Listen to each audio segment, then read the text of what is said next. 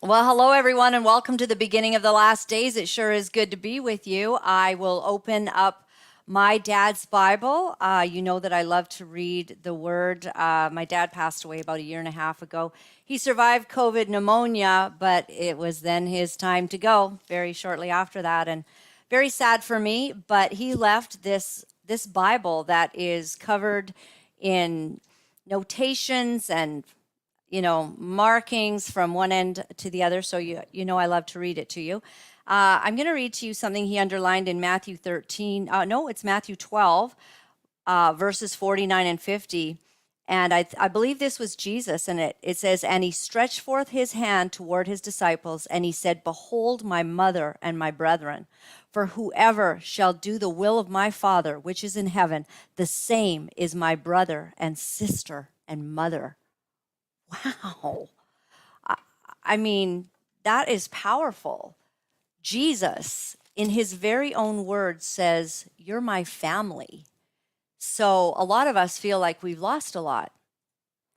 Things are not the same since COVID, since the separation, the big debate between the vaccinated and the unvaccinated. It ruined our Christmas family gathering. It's made me feel a little bit distant from a lot of people because we've had different views on how all of this comes out. But we are undeniably seated in the family of God, no matter what's going on. And a lot of crazy stuff is going on. So just before we get to our amazing guest, and you are going to love her, you are going to start following her. You are going to want to know more about her. And I'm already excited about introducing you in just a few minutes. Tucker Carlson asked how the FDIC missed the SVB debacle before it happened. Could this have been prevented? Take a look. On Friday, as you know, Silicon Valley Bank, SVB, failed. That became the second largest bank failure in American history. Then on Sunday, authorities took over Signature Bank in New York. That became the third largest bank failure in American history. Then today, shortly after the markets opened, trading in several regional banks had to be halted.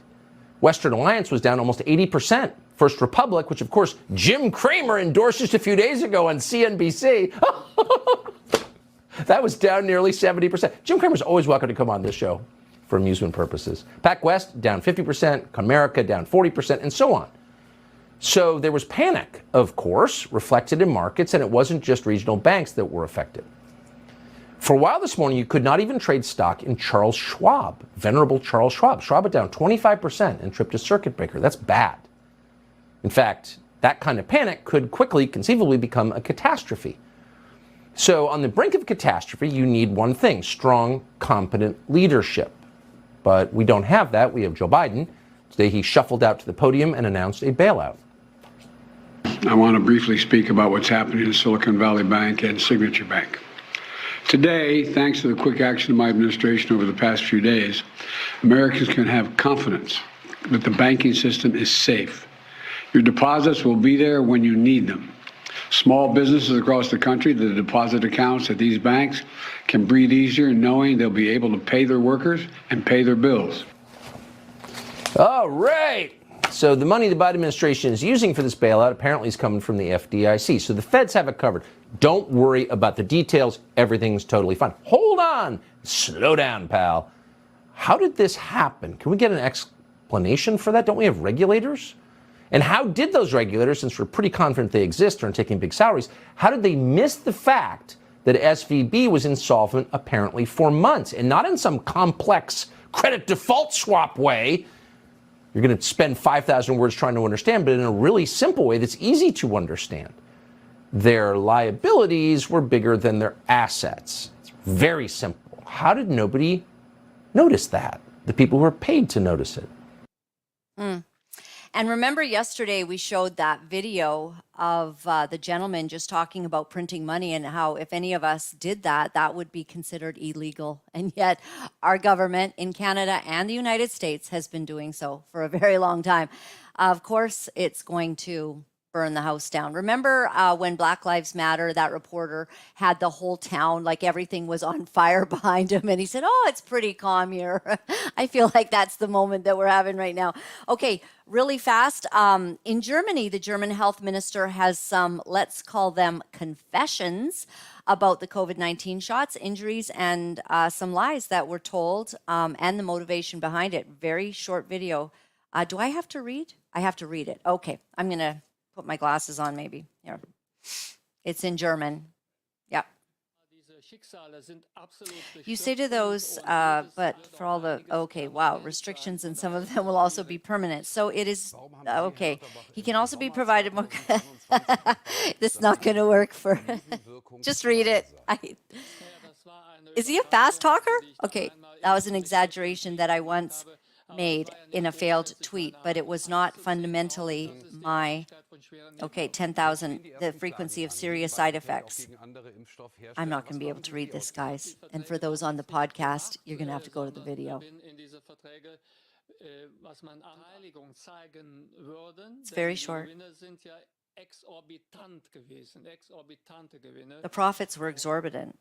Okay, so in any case, a German official basically admitting to some real problems behind it all. You're going to have to read it. And I won't even say it because right now we're on Facebook and YouTube, and we're going to have to say goodbye to them anyways because we're already skirting lines. All right, here in Canada, Liberal MP Anita Vandenbeld must have worked in a used car sales in the past because she is really good at performing mental gymnastics in the Procedure and House Affairs Committee to protect her party from the foreign election interference claims. You all know we're looking into foreign interference. Well, here's what she had to say. The process is perfect? No. And in fact, NCCOP itself has put together a number of recommendations over the years about how these processes can be improved.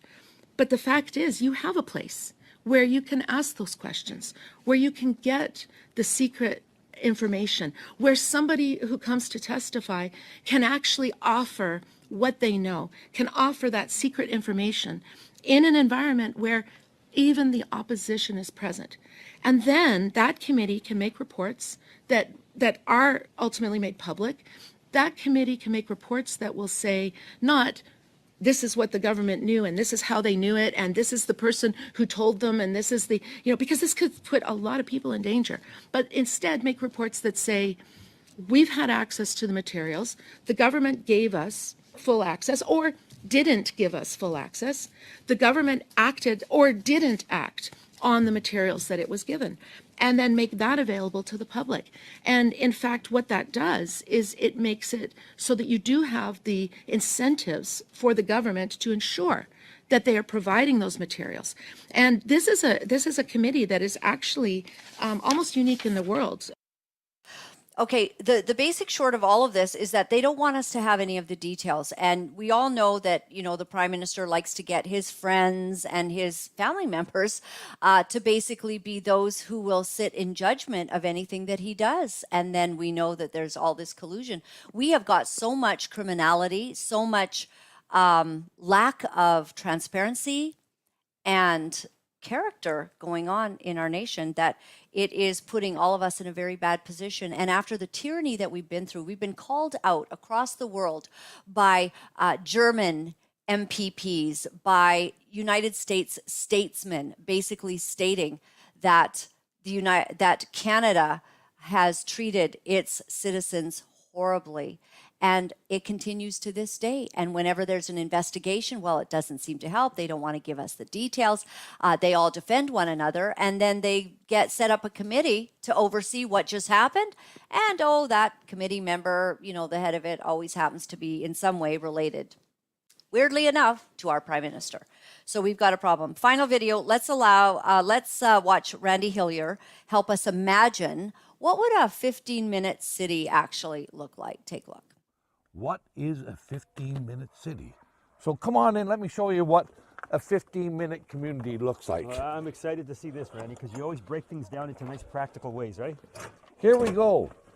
These residents of the 15-minute community, they're not locked in, but they just stay there. They're free to come and go, but they don't. So let's take a step inside. Everything they need in their life is right here in their 15-minute community. A water bowl, a feed tray. They own nothing, but they are exceptionally happy. And you know how happy they are is by how many eggs they produce. And it's so wonderful because I get to take everything that they produce and they just keep producing. So let me go in here. And here we go. Each of them have their own house. Now in a 15-minute community, you don't get a lot of variation in housing. They're all pretty much the same. But we can take a look and collect their production. There's a few. There's a few more. And there we go. And they're none the wiser. And they're happy. Yeah. I get to take what they produce. They're free to come and go, but the world is so scary for them out there. They will never leave. I don't have to put a fence around them. And here we are. It's an ideal world. I don't see anything wrong with it. Everything is provided for them. They're cared for. They're happy. They're together. Yeah. What could be It's all wrong? convenient. What? So anybody who wants to understand what a 15-minute community is, here you go. Here it is. And there's only one boss. Oh, And that boss provides everything for them. Randy Hillier. Of course, he won our hearts during the big truckers convoy in Canada. Arrested, standing for the people out on the streets, bringing more and more, of the trucks into Ottawa, even as we were being persecuted for standing up for freedom of bodily autonomy. So Randy Hillier won our hearts. He also was, the first one to outline what are these little, what did he call them? It wasn't camps, but they were these little camps being built by our government all here and there. Like he didn't call them, JT, those camps in the, forget it, never mind. Those, concentration camps, right? But we would all call them that. We said, why is the government getting all of these funds to build these places around our provinces and no one knows what they are? And Randy Hillier, as an MPP, was the first to call out, what are these camps? All right, so I would like to introduce to you our amazing guest. And I am very grateful for people who have courage. And courage is lacking in our nations. And not very many people, it's like 1% of the people that will it's less than one, that will stand up and tell the truth unashamedly. And we have that person here today. Kris Edelkamp is the CEO of AMPNews, overseeing the daily operations of this patriot news outlet based in Tampa, with studios in Arizona, Texas, and Florida. Edelkamp works with the hosts of AMPNews top shows, including Making Sense of the Madness. I need to watch that. All right, Liberty Hour with the host, Alex Newman. And we love Alex Newman. We have him regularly here on the show. About George with Jean Ho. I've met Jean Ho, actually. Furthermore, with Doctors Mark and Michelle Sherwood. Love them. We've had Mark numerous times. Oh, this is good. This is one of our people, you guys. The Prather Brief with Major Jeffrey Prather, Patriot Street Fighter with Scott McKay, and many more.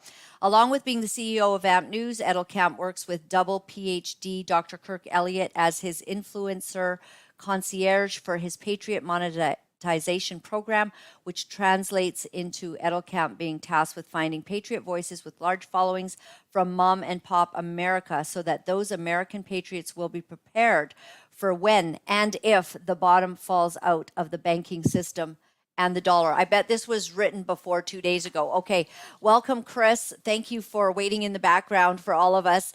I didn't know if you knew that the the falling out of the banking system was pretty much right around the corner, and we're beginning to see it in the United States. Well, Welcome to the show. Thank you so much. And ironically, SVB Bank happened to be the bank that Patriot payroll that we used. So we did not see deposits happen on Friday. We were the first ones coming through and saying what happened. And so we are definitely, unfortunately, one of those people that had to handle that direct deposit issue. And we used a wonderful Patriot company. So, there's a lot of people affected by it. And of course, that bio came out quite a long time ago, but Dr. Kirk Elliott has known that the Federal Reserve was going to change. And John Michael Chambers, the founder of AMP, was a financial advisor. He says recovering financial advisor, and knew that the federal dollar, the note, was going to need to be transitioned into silver and gold. So people needing to find a way out, and now we're seeing it firsthand. And it's scary because it's changing our day-to-day. It's changing how we use our funds. We've probably known it for a long time. If you follow anyone who's giving out truth news, we've known this is going to happen, but it's always like when, oh, now, okay. Yeah, it's a crawl, run situation. You're right. So, Like yes. there's a lot of things predicted, and then all of a sudden the day comes when all of the, conspiracy theorists are suddenly elevated to, prophets that knew something was going to happen. Yeah, conspiracy theories of yesterday are conspiracy facts of today. And really, it's just people being able to figure out exactly what they're seeing in patterns and saying, you know what, I think logically and I think rationally. And when I add those two together, I get truth. So if I break all of it down and I remove rationality or remove logic and something doesn't make sense, there's a lie somewhere in there. So what is it that I need to do? I need to actually think limitlessly. I need to start thinking with the heart mind. I need to start knowing with God and saying, hey, look, I can't do this earth right now. I don't know what's happening. This is a matrix of the convoluted universe. This is a lot of people who are in misery loves company, and I need to rise above it. And I need to live within the people that I've been given in order to stay happy and healthy, because that is truly our reality. I mean, you look the way that Jesus walked. He walked among people who were bleeding and in pain and leprosy, and he never had any of that. Never contracted any of that. If anything, he healed people from that. He talked about to people to come above it. And they sat in droves outside in hills and yards. He sat in a boat in the Sea of Galilee because there were so many people on the beach when he met Simon and they couldn't pull it. Their nets were empty. And he said, throw the nets over on the right side, not on the left. And all they did is said, because you said so, I will do it. I've been fishing all day. Hasn't been working, but because you said so, Jesus, I'm going to do it. And they listened and they threw it on the right side, and they could not pull those nets up because they were breaking. And that was the blessing Jesus gave them. And that is who and what we are. We just have to listen. My story goes into that. I was a medical myotherapist for 18 years. What that means is I was a pro athlete therapist. I could see microscopic muscle damage with my fingers. So that tactile capability of being able to palpate and being able to find exactly what was not working on a patient's body and be able to help them get put back together so that they could get back onto the field and they were off of IR. That's what I did. And I loved my work. I knew it was a talent. I knew God gave it to me because it was a sensitivity. It was a 17th sense, if you want to say. And I enjoyed it. I loved people, seeing them go from pain to health. And when people were in wealth and health, they no longer were desperate. You can have somebody who makes a lot of money but are in a lot of pain, they're desperate. You can have somebody who has no money and they're in no pain, but they're still desperate. So we are in a space where we're living in slavery. We need to have good medical assistance, and we have to have good financial assistance, and then we have to have the ability to hear what God is telling us so that we can follow those directions. Right. So, and we're going to get right into that. And what I'll do is I'll ask everybody from Facebook and YouTube, because we're going to be dealing with some, some things that we want to be respectful of YouTube and Facebook that they don't always appreciate. We're going to just let you all go. And if you could head over to Rumble, and the URL is in the description right now. of both of those platforms. And all you have to do is just, it's in the chat. Just have to click on it, head on over. If an easier way for you is to head on over to Rumble and Google Laura-Lynn Tyler Thompson, that's well and fine. Do that as well. We do not want to miss the information that is coming. So we're so sad to let you go from this platform, but we're over there. You need to go right now. Okay, see you there. All right. And so, Kris, is it correct to call you Dr. Kris? I want to check on that. No, medical